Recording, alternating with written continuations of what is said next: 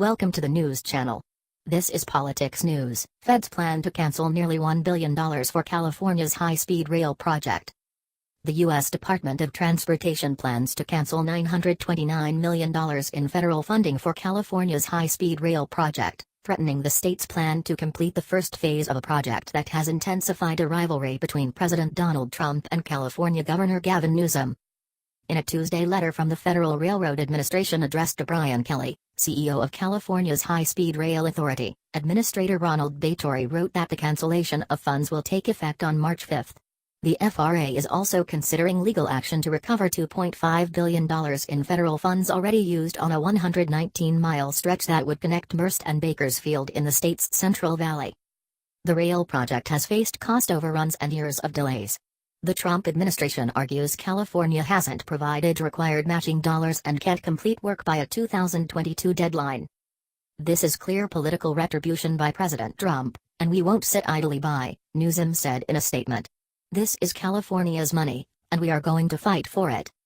Last week, Newsom announced he's putting on hold a plan to build a high-speed rail line between Los Angeles and San Francisco. The project has ballooned to $77 billion.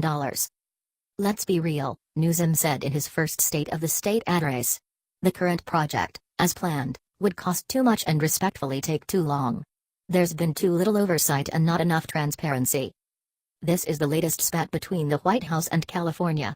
Earlier Tuesday, Trump linked the emergency declaration lawsuit to the train, noting that California filed the challenge on behalf of 16 states.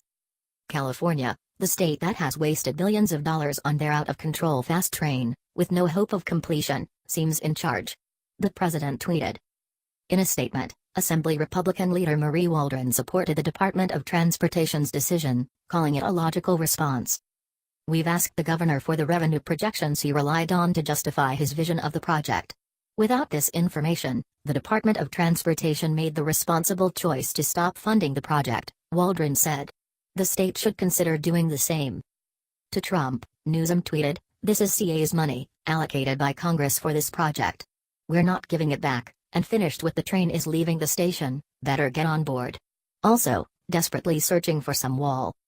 In his State of the State address on Tuesday, Newsom defied Trump's administration by ordering hundreds of National Guard troops off the state's border with Mexico, accusing Trump of creating a manufactured crisis and stressing that California would not be part of this political theater.